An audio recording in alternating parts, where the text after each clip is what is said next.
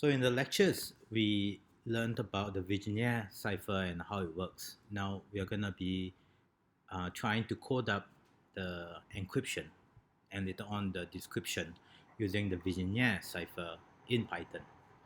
So let's start off with the encryption first. As usual, we'll have a plain text. I'm going to choose the standard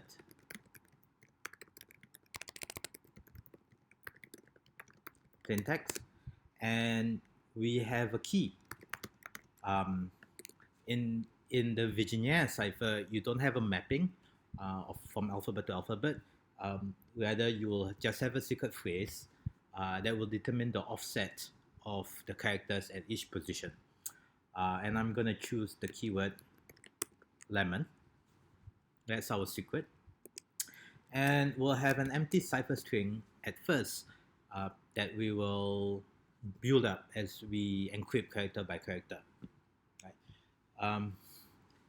Now, the Vigenere cipher is very much dependent on the position of the plaintext character in relation to the key. So we'll need to, and what happens is that in our plaintext we have non-ASCII characters, we have spaces, and in here we have spaces, but we may have spaces, it may have punctuations, and we need to agree on, the encryptor and the decryptor needs to agree on what happens when we encounter a non-ASCII character.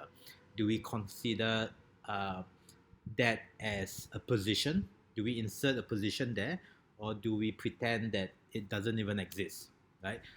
So for me, for how I'm going to do this encryption decryption, I will establish a convention that if we encounter a non-ASCII character that cannot be encrypted, we'll pass it over, we'll pretend it was never even there, right?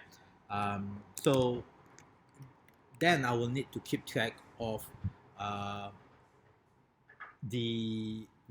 need to keep track of which character is being encrypted. What's the index of the character being encrypted?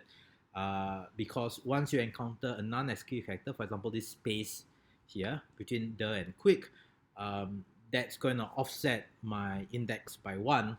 I can't just look at the index and then divide by 5, the remainder that is divided by 5 to find the index in a modulo in a modular arithmetic kind of way. I will also need to account for the spaces inside it. So I'm not going to do that.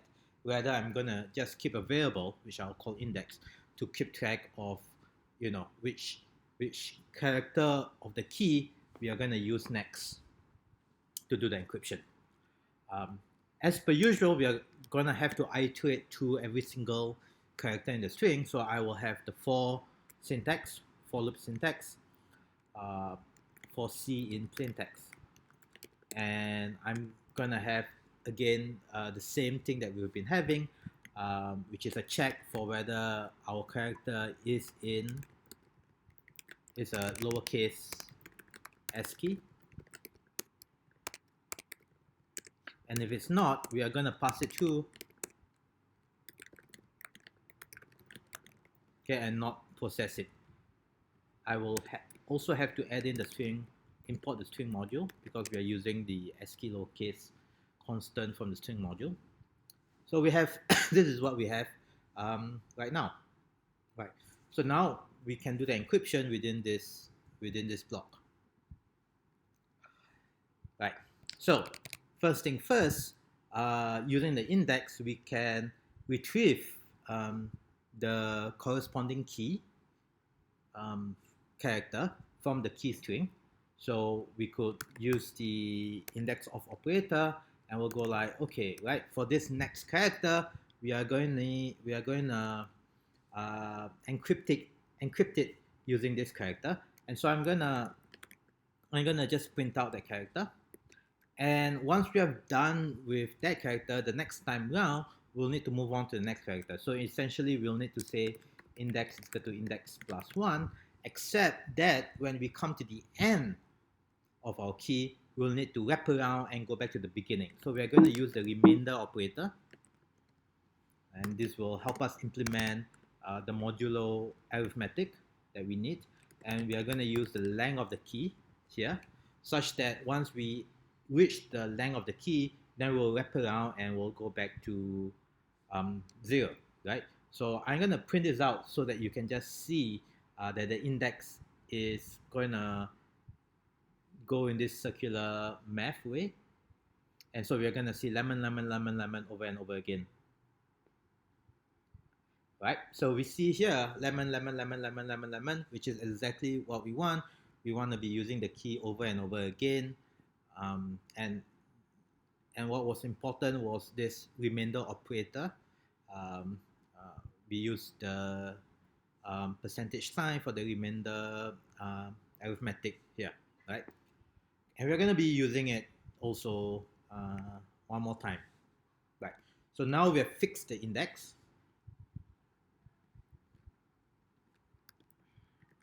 Now that we have retrieved the letter, offset letter, we want to convert that into the offset value, the numerical offset value that it represents. So we are going to ask Python to convert it into the numerical representation of the character, and we got to remove the base offset, which is the first character in the alphabet, which is A. In the ASCII table, that's 97 for lowercase character, right? So then we are getting the value, of the offset, numerical value of the offset. And I'm going to print it out, right, so we can see it.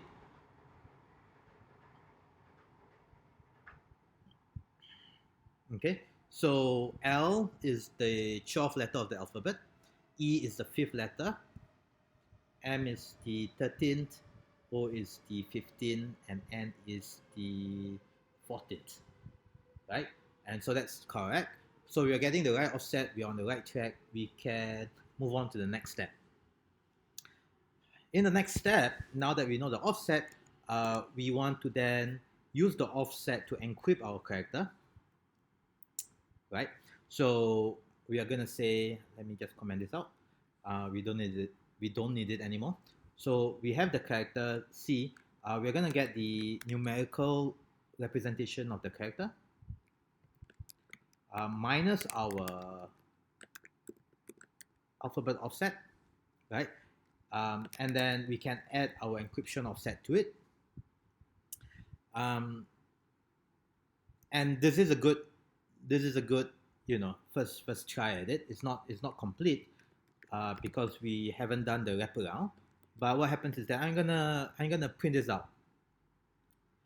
Right? I'm gonna print this out, and let's see what we get. Okay.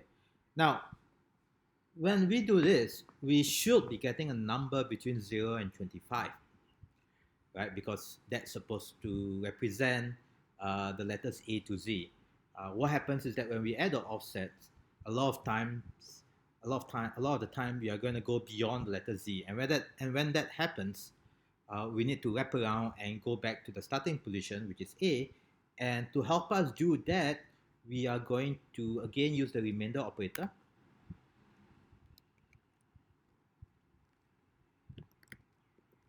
Right, so we're gonna divide this by 26. That is how many letters there are in the alphabet. So that once it's beyond 25, it's gonna wrap around and go back to 0. So let's run this. Yeah, so that looks good. Every character letter there is between 0 to 25, and so we can then convert it into our character, right? So we will let me remove the print statement around it. We'll add the base offset for A, 97, to it, and then we'll convert that into the corresponding ASCII character using the car function, and I will store it inside a variable very quickly here, and I will then add it to our cipher.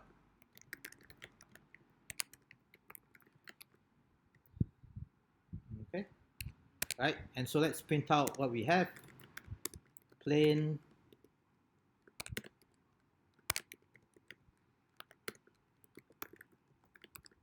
and Cipher. All right, let's hope this works. Let's print it out. Let's run this module. No error there. And we do see that is encrypted. Okay, it's a little bit harder to verify. So the letter T will be, we will have to add the L to the T. And does that go back to E? Gosh, it's kind of difficult to verify just offhand very quickly. Um, I'm going to assume this is correct for now. It will take me a bit too long to do the verification.